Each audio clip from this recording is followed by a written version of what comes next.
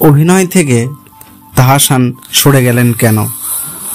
জনপ্রিয় সঙ্গীতশিল্পী তাহসান খান গানের পাশাপাশি ছোট পর্দার অভিনেতা হিসেবেও দর্শকের মন জয় করেছেন। তবে অনেকদিন থেকেই তাকে অভিনয় করতে দেখা যায় না। বর্তমানে গান নিয়েই ব্যস্ততা তার। নতুন বছরের প্রথম দিনে একটি বেসরকারি টেলিভিশনে কনসার্টে অংশ নেন তাহসান। কনসার্ট শেষে গণমাধ্যমে কাজের নানান বিষয় নিয়ে কথা বলেন তাহসান। এ সময় অভিনয় থেকে নিজেকে সরিয়ে নেওয়ার কারণ জানালেন এই গায়ক। এই সময় তাহসান বলেন, বিগত 20 বছর ধরে কাজ করছি আমি, নিজেকে নিজেই বিরতি নিতে হয়। যারা আমাকে ভালোবাসে, আমার কাজ ভালো লেগেছে বলেই ভালোবাসেন। যখন মনে হয় কাজ একঘেয়েমি হয়ে যাচ্ছে, খুব একটা ভালো কাজ হচ্ছে না, তখন নিজেই থামিয়ে দিতে হয়। অভিনেতা আরও বলেন, 1.5 বছর আগে মনে হয়েছে ইউটিউব নির্ভরে কাজ আগের মতো আর ভালো হচ্ছে না, যার কারণে তখন থেকে আর কাজ করছি না।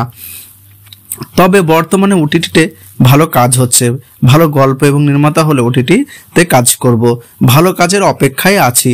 তাহসান বলেন, বর্তমানে গান নিয়ে ব্যস্ততা আমার।